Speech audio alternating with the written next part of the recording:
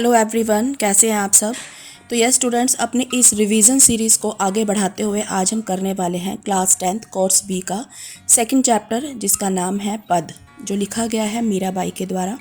इनमें जो है मीरा के 2 पदों की व्याख्या बताई गई है, जो मैं आपको पाठ प्रवेश में बताने वाली हूँ। प्रस्तुत पाठ में जो 2 पद बताए गए हैं मीरा के, उसमें वह अपने आराध्य श्री कृष्ण को संबोधित करती हुई कहती हैं कि मीरा अपने आराध्य से मनुहार भी करती है, लाड़ भी लड़ाती है, वो अवसर आने पर उलाहना भी देने से नहीं चूकती है। तो पढ़ते हैं इनकी व्याख्या। यस स्टूडेंट्स, यहाँ पर पहले पद की व्याख्या देखेंगे, लेकिन व्याख्या से पहले हम इस पद में आए कठिन शब्दों को देख लेते हैं। आप देखिए वाइट बोर्ड की साइड में कठिन शब्द लिखे हुए हैं। यहाँ पर पहला है हरि। हरि जो है वो श्री कृष्ण के नामों में से ही एक है, तो यहाँ पर श्री कृष्ण के लिए प्रयोग किया गया है। भीर यानी कष्ट या पीड़ा या दुख। चीर कपड़े के लिए यूज़ किया गया है। बूढ़तो डूबता। कुंजर हाथी।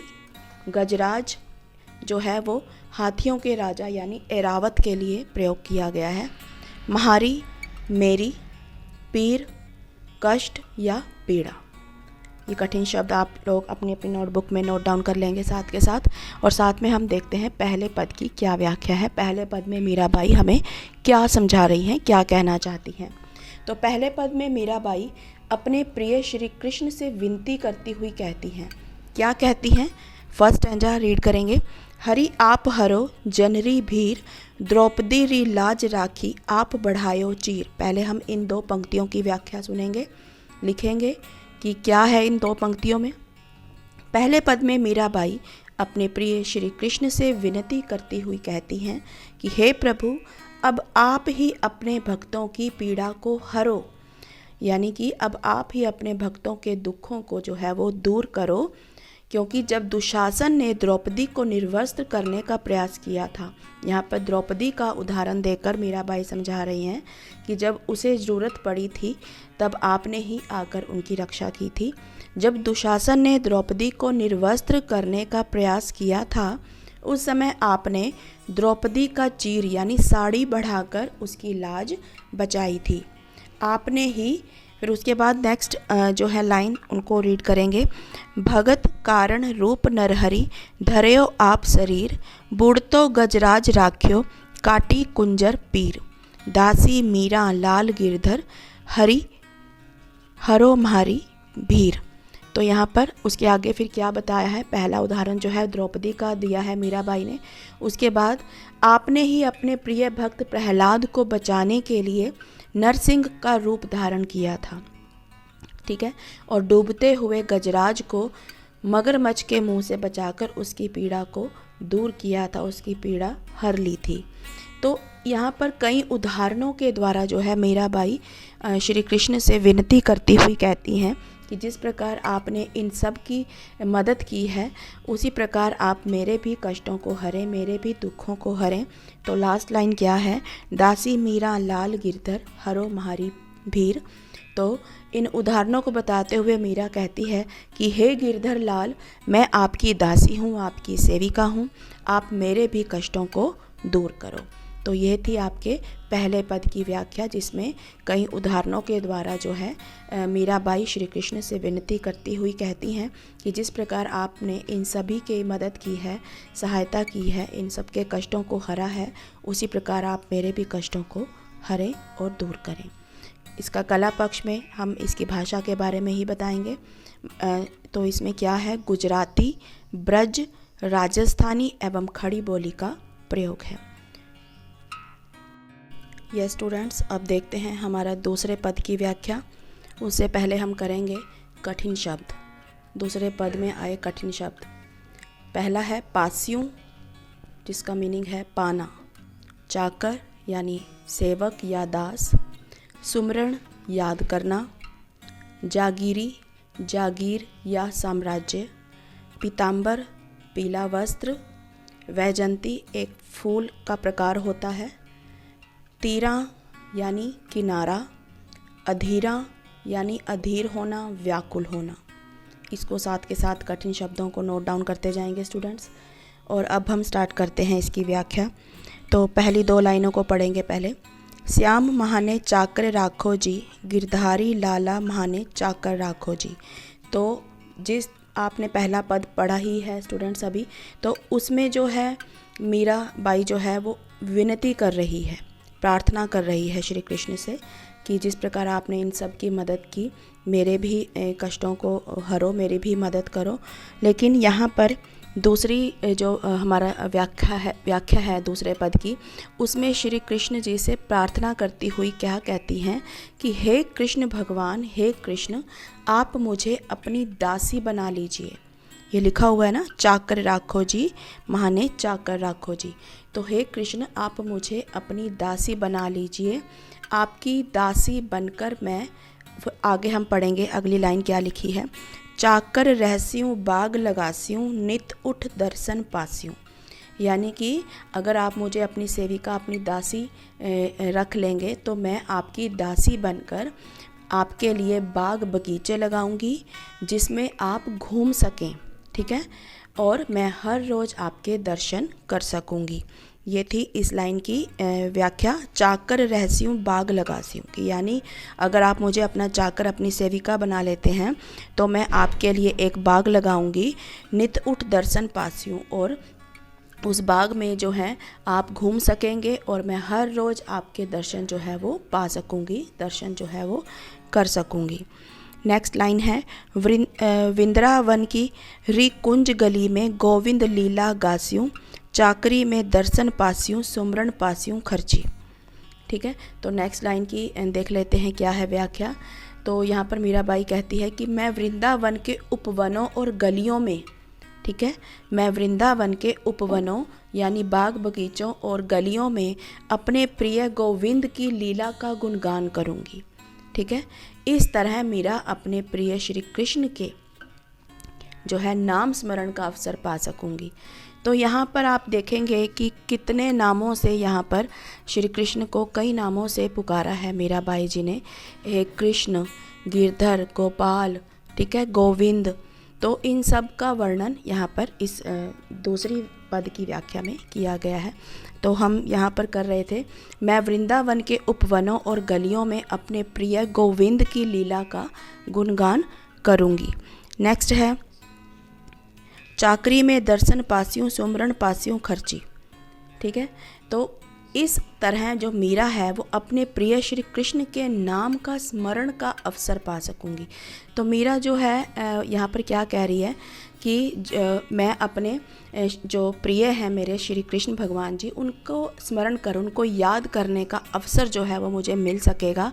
और सुमिरन की कुंजी, ठीक है, सुमिरन की यानी स्मरण करने की जो कुंजी आपने मुझे दी है उसे मैं बेकार नहीं जाने दूंगी, उसे मैं खर्च नहीं करूंगी। सुमिरन पास्यू खर्ची।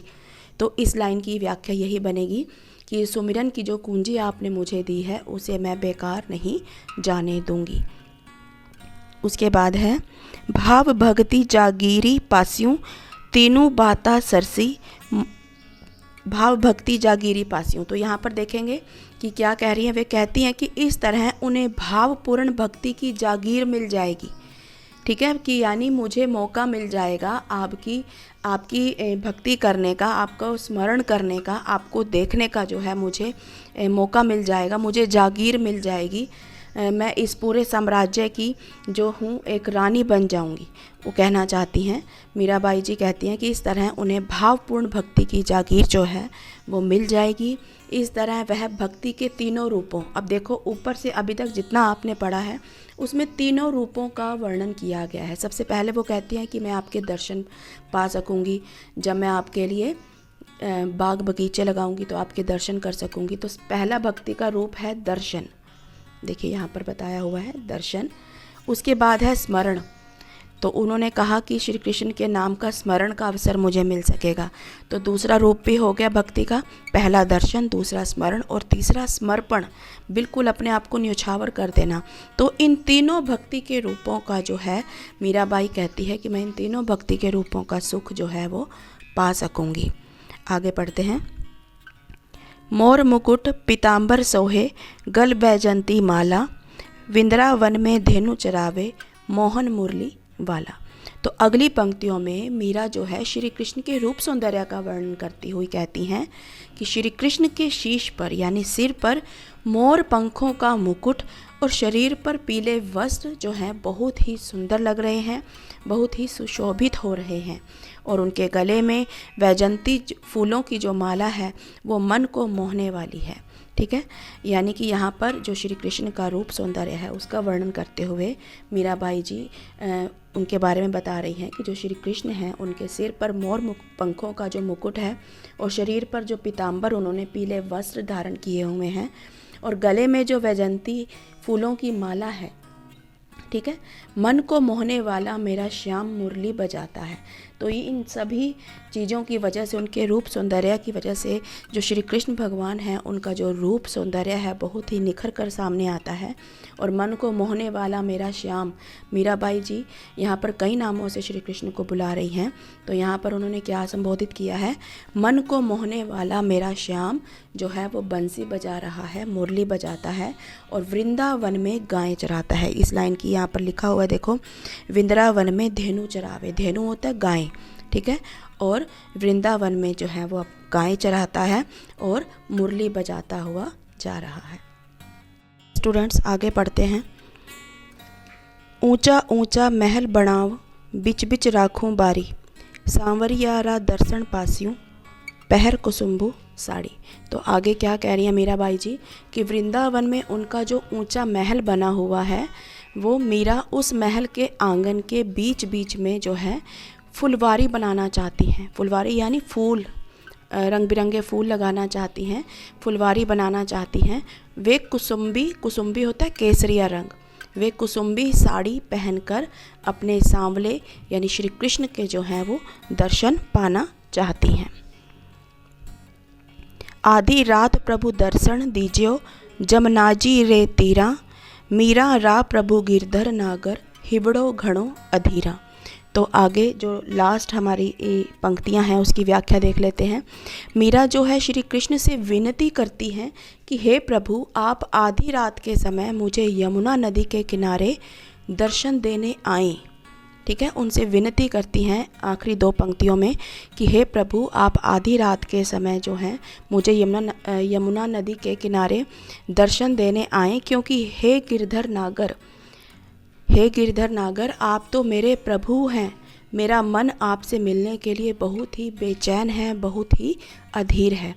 तो लास्ट की पंक्तियों में जो मीरा है वो श्री कृष्ण से विनती क्या कर रही हैं कि उनसे बोलती हैं कि आपका जो वृंदावन में ऊंचा महल है उसकी मैं उस महल में के आंगन के बीच बीच में मैं फुलवारी बनाना चाहती हूँ और वह कुसुम्बी साड़ी पहनकर, कुसुम्बी यानी केसरिया रंग की साड़ी पहनकर अपने सांवले यानी श्री कृष्ण के दर्शन पाना चाहती हैं।